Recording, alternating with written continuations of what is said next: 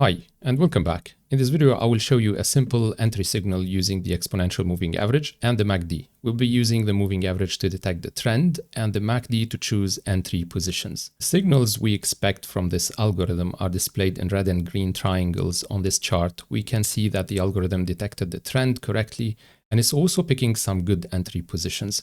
This is another example where in a clean downtrend, the algorithm is very efficient at picking tradable entries.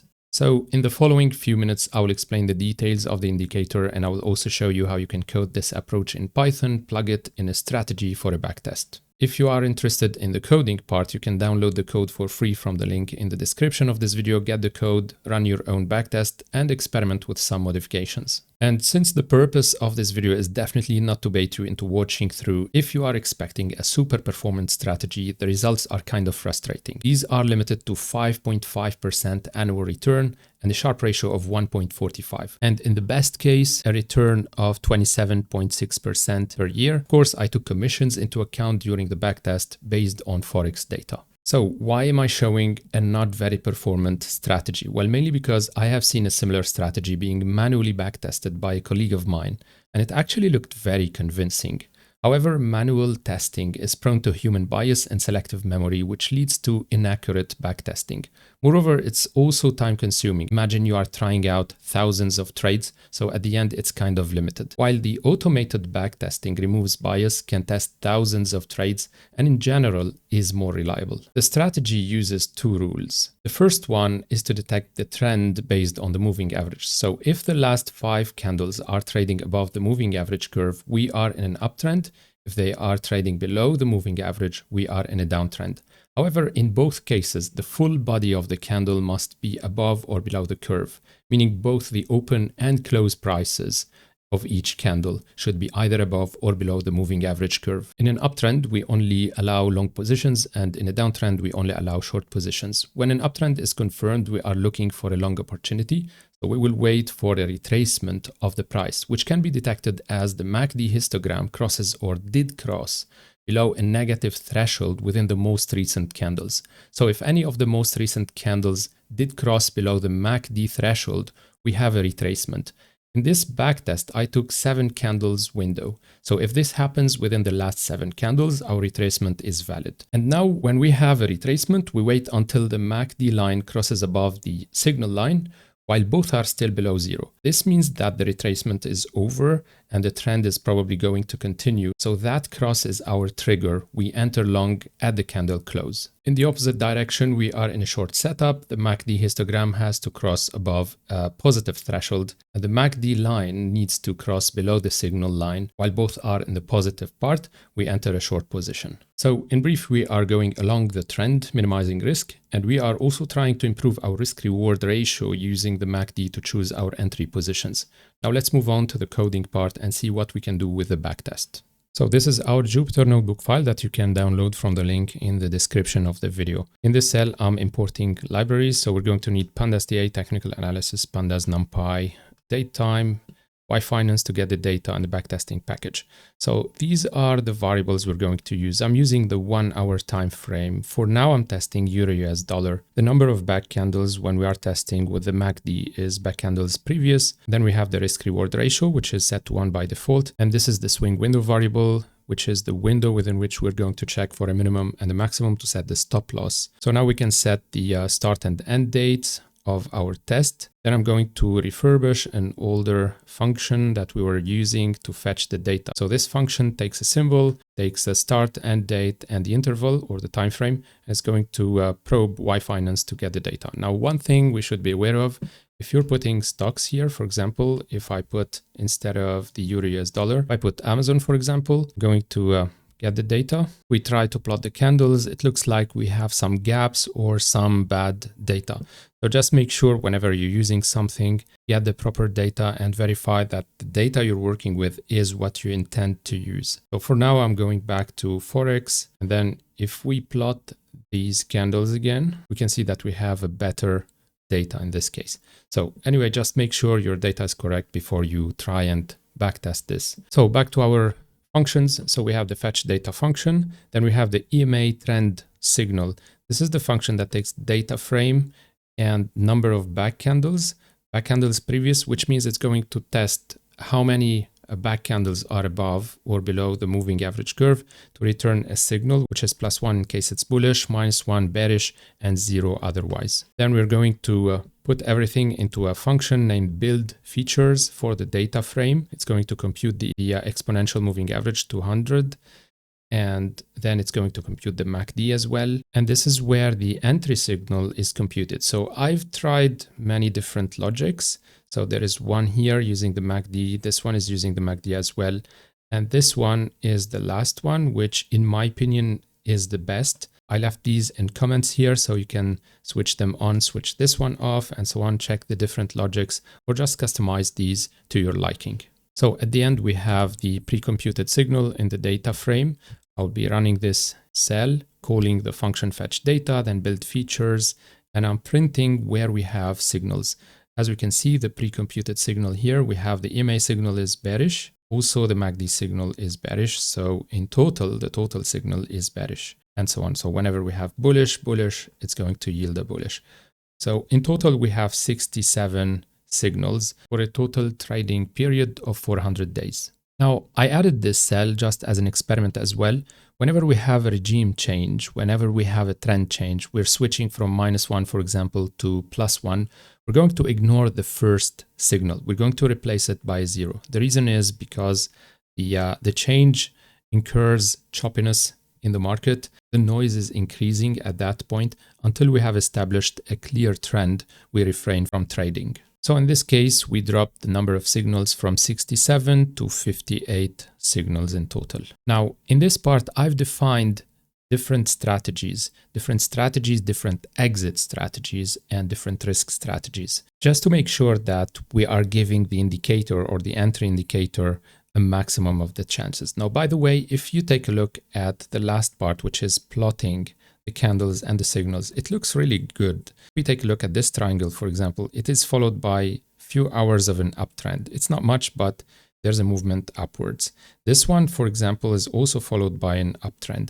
We have 3 different signals here at a certain support level, if you notice, but then it's also climbing upwards. This one is also followed by an upward direction and so on. By the way, I chose this randomly. This is starting from the start up to 500 candles. Now we can try 500 up to 1000 candles. Here we have a bearish signal, and as you can see, for a few hours later, price went really down. So this one was a good signal. We have just one signal in this window. We can try one more window from 1000 up to 1500. So we're verifying. So this is a clear downtrend. We have a bearish signal here, a bearish signal here with good entry positions. This one is also a good one. So it's followed by a few hours of down. So visually, actually, the indicator is not bad. It's looking really well, but does it really fit for a systematic trading approach, for a simple exit strategy? Now, this is what we're going to discover. To make this story short, I'm not going to go through all the details of the strategies. I'll just tell you the differences in between these. So the first one is using, of course, the MACD and the EMA, and it's putting the stop loss at the swing window, within the swing window. So that's either the high or the lowest point of the previous candles within the swing window variable. We have a risk reward ratio for the take profit, but also we have a break even part. So whenever a trade is winning half the take profit, the intended take profit, we're moving the stop loss to the entry position, to the entry price level. This way we can break even in case the price reverts back. So that's what break even means in this case for this strategy. Then we have another one. We have a normal swing window strategy without any break even. As for experimentation, we have a swing or ATR, so whichever is wider, because I've noticed sometimes the swing high or a swing low is very close to the entry position, and so the stop loss is very tight. I wanted to avoid this, so I added also the ATR distance as well, and I'm taking the maximum in between these two, either the swing distance or the ATR, whichever is greater. Then I also tried the ATR distance or a certain percentage. So the stop loss is just a % of the price above or below the price, depending on which direction we are trading. And finally, I've used a trail stop using the ATR distance as a starting point. These are the different strategies I've been trying. Then I'm also running an optimization over the risk reward ratio parameters. So it's either 1, 1.5 to up to 3. And then the swing window grid as well between 3 and 9 candles. And so the reason I'm showing you all of these strategies and all the optimization is that when you do this manually, that's impossible to do. You can't repeat this operation that many times in order to optimize your strategy and your parameters. This is only doable when you are coding and using such numerical tools. And this is it basically. Now we just have to call the functions that were defined here. For example, we have optimize and heat map, and it's going to run for a certain strategy. We provide the name of the class here for the particular strategy. Then we check the results. The results are the optimized results, and you can see it's going to take a bit of time in order to optimize all the parameters. If you want to just run a simple backtest using the default parameters, you can also define the backtest here and then run bt.run, and it's going to run the strategy as is. So here we can see that we have 2% returns for this particular strategy. If we try to do it for the trailing stop, for example, I'm going to run it for the trail stop, just optimizing the ATR coefficient, like the starting stop loss distance parameter. So this is the only parameter we are optimizing here. So it's just the ATR multiplier. You can see that we can reach 6.65% with a Sharpe ratio of 1.45, and the rest of the ratios are seen here. So the win rate is around 42%. And the best trade is 3%, worst trade is minus 0.9%. It's actually not bad because it's kind of a safe way of trading. It's not losing much. The maximum drawdown, let me check the maximum drawdown. It's minus 3.6%. So compare this to the returns, it's not as bad. We could try and add some leverage to boost our returns. So margin is equal to, let's say, 1/5 in this case. I'm going to run this again and the optimization. And now we have 34.4% in returns and an annual return of 27% with a Sharpe ratio of 1.22. It's actually not very bad. A drawdown, maximum drawdown of minus 16% and a win rate of 42% still. So I think we could increase a bit the leverage if you want to take more risk to boost your results. But this is not very safe. I mean, the good thing about this strategy is that it's safe, as we have noticed. It has very limited drawdown versus the returns. And this is what we are leveraging here. Remember, this was obtained only with 47 trades, so that's not enough. We need to get more data and test the strategy on different assets for robustness. However, whenever you test it on a different asset, just make sure that the threshold of the MACD is adapted, because this one is going to change depending on the asset itself. So let me show you where you need to figure this out. It's the histogram threshold for 10 to minus 6 in the case of Euro US dollar, and it's in the function build _ features. Now there is a way to link it to the ATR. It's more dynamic, and you can compute the threshold as a multiplier constant multiplied by the ATR value. This way it can adapt to different assets automatically, but I prefer to keep it manual in order to know what is happening, and we can increase it or decrease it. We could optimize it as well to make the indicator more or less selective depending on the strategy and the approach you want to trade with. And this will be it for this one. I hope you guys liked it and found the information interesting or helpful. I hope you learned something new today. So please leave a like, drop a comment if you have any ideas how to improve the MACD strategies, because I've never had a lot of chance with this particular indicator. Any ideas you have, you can drop them in the comments section. Thank you so much for your support. Thank you for staying that long. Until our next one, trade safe and see you next time.